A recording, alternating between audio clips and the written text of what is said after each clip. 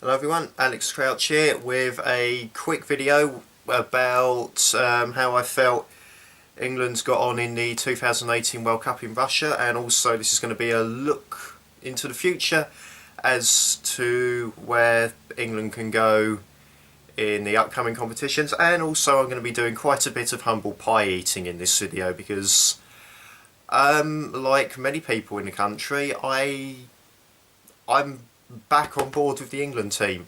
I'll get onto that later. Let's see.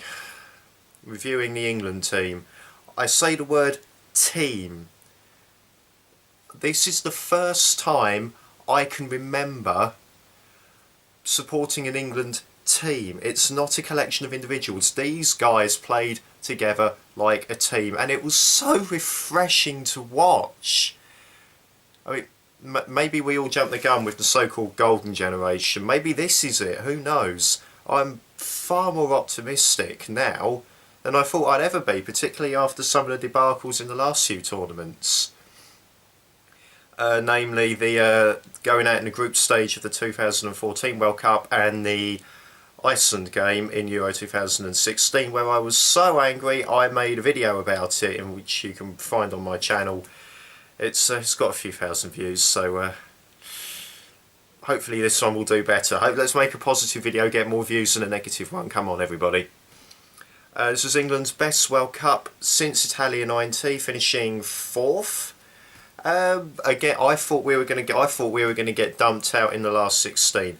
I did predict in my first video for this World Cup that England would play Colombia in the last 16. They did. And we won on penalties. I had never seen England win a penalty shootout. The only other time England had won a penalty shootout in Euro '96, I didn't know what football was. I was that young. It's just a shame they're not playing in the World Cup final today. But maybe that will come. Maybe that will come in a couple of tournaments' time. There's Euro 2020, the one that's been played all over Europe. There's quite a few games being played in the British Isles as a whole. There's group games in London, there's group games in Glasgow, there's group games in Dublin, there's a knockout game in London, I believe, or I think there's a knockout game in London. I could be wrong on that. If I am, I apologise. But the semi-finals and the grand final of Euro 2020 are being played at Wembley Stadium. So if any team that qualifies, and hopefully England are going to qualify, gets a little bit of home advantage, hopefully it'll be England. We've seen what home advantage can do for Russia. We've seen what it can do for many teams in tournaments such as these. By the next World Cup in Qatar in 2022, this England team would have matured nicely, I like to believe. You know, there's plenty of them that are still relatively fresh-faced and bushy-tailed. Maybe this was a World Cup too soon.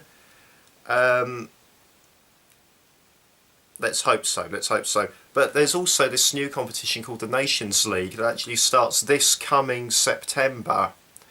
And in England's group there's Spain, who there's a lot of drama going on with the Spanish football team at the moment. And Croatia's in our group as well. Yes, they knocked us out in the semi-finals and they're playing in the World Cup final, which they could win. But in the game that England have to play in Croatia, that's going to be behind closed doors because of certain troubles.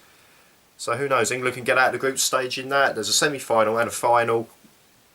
Win the Nations League. That'll do. I'll take winning the Nations League. I'll take winning it.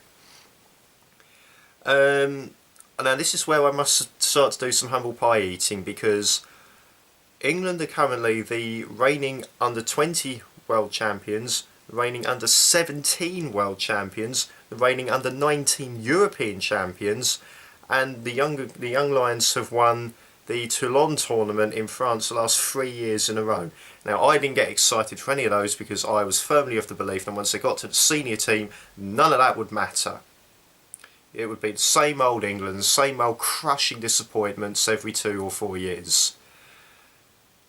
I don't think it's going to be like that this time. Well, certainly not the crushing disappointments, because this is the first tournament I ever experienced where I didn't feel utterly disgusted after England got knocked out. I actually felt proud and telling them to chin up at the TV. I keep rambling, but maybe this could be different. Maybe, just maybe, England could end up one day having a squad similar to France and Belgium at the moment, or like Germany and Spain have had in the past 10 years or so. This might just be the beginning of something very, very special. Here's hoping, eh? Well, thanks for watching and putting up with me, and I'll see you in the next video, whatever that may be. Bye.